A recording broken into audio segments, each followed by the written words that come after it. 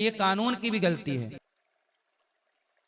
गुरुजी, इंसानों के साथ तो हादसा होता है, गाय के साथ हादसा हुआ गुरुजी, बहुत खराब। गाय के साथ क्या हादसा हुआ? हमारे पड़ोस में एक लड़के की शादी थी, तो उन महिलाओं ने कचड़ा झाड़ू लगा के गाय की जहाँ गाय बंधी थी वहाँ झोपड़ी के पास में कर दिया, उसमें आग जला दी। और क्या पता घर के अंदर सो रहे या क्या कर रहे हैं, 1:30 बजे दिन के दोपहरी में आग लग गई और झोपड़ी के सारे में लग गया और गाय बनकर चिल्ला रही थी, कोई नहीं दौड़ा। जब फिर एक लोग गया वहाँ पर उनको चिल्लाया, तब वो उठे तो आग पूरी पन्नी पलट गाय के ऊपर गिर रही थी गुरुजी। और गाय को तो बचा सक, पर उस गाय को उन्होंने रस्सा नहीं काटा। लालच में एक गाय जल के मर गई गुरुजी, हमारे पड़ोस में हुआ है। गाय को जिंदा जला देना, गौशाला में आग लगा देना, ये सबसे जघन्य पाप है। अब कह रहे धोखे से लग गई है, पर ध्यान तो रखना चाहिए, हमने कचड़े में आग लगी तो वहाँ रहे थे। बिल्कुल, आग लगाने वाला ही इस बात का दोषी है। घर में शादी थी, पर गुरुजी किसने आग लगाई?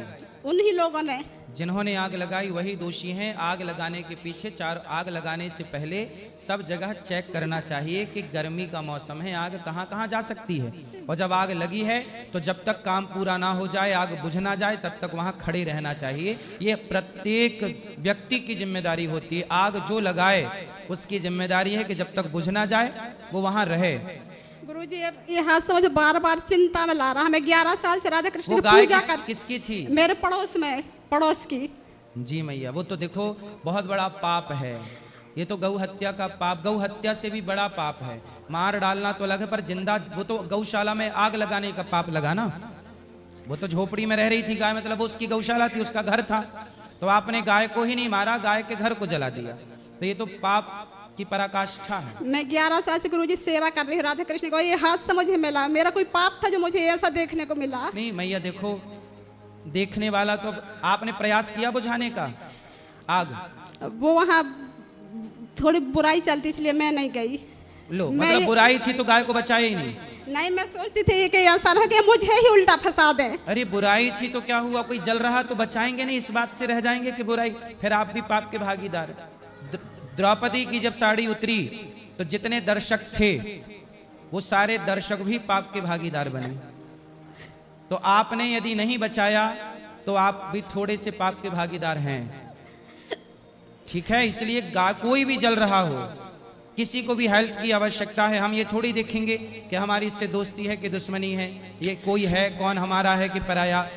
गाय जल रही या कोई व्यक्ति जल रहा तो आग से हम बचा सकते हैं, तो सबकी रक्षा करनी चाहिए, यही धर्म है। ये डर लग रहा था गुरुजी उल्टा मुझे ना फंसा दें। फंसा दें वो अलग विषय है। ये तो आजकल इसी डर से लोग मदद भी नहीं करते कि डर लगता है कि हम गए कहीं हमें ने कोई बोल दे।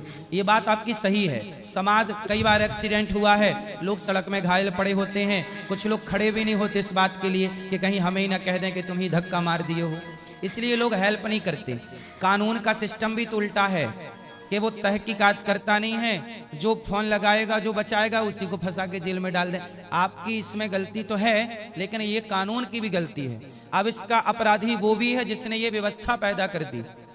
इसलिए हम पहले बोल चुके हैं कि राजा भी पापी होता है, जिसने ऐसी व्यवस्था बनाई कि आदमी डर रहा है मदद करने से कि कहीं मदद करने वाले पे ना आ जाए हाथ पर, उसके ऊपर ना जाए। इसलिए अब बहुत लोग इसके जिम्मेदार होंगे। गुरुजी, मेरी एक प्रार्थना है, जल्दी सब जगह शेयर कर दे ताकि कोई जैसे गले में रस्सा पड़ा तो रस्सा तो वो काट सकते तो गाय बच जाती, पर रस्सा छोड़ते रहे। लालच था उनको, ये रस्सा ना हम काटे, ऐसे ही छूट जाए। अच्छा, रस्सा नहीं काटे? नहीं, रस्सा नहीं काटा, बाकी गाय को छोड़ लिया और वो बची तो उसके ऊपर पन्नी जल जल के गिर रही थी, पर रस्सा नहीं काटे, इतने लालची हैं। रस्सा नहीं काटे कि कहीं रस्सा 2 टुकड़ा ना हो जाए, रस्सा ना कट जाए। हाँ, इसी वजह से देखो, रस्से को बचाना चाहा पर गाय को बचाना नहीं चाहा। कलयुग है मैया, देखते चले और क्या क्या सुनने को मिलता। मुझे भगवान क्षमा कर देंगे, मेरी इतनी सी भूल हो गई, डर के कारण हो गई। गुरुजी, आप गौ सेवा करो, गाय का अपराध है तो गाय की सेवा करो। जो अपराध, गाय की सेवा करने से आपको अपराध से मुक्ति। राधे राधे गुरु।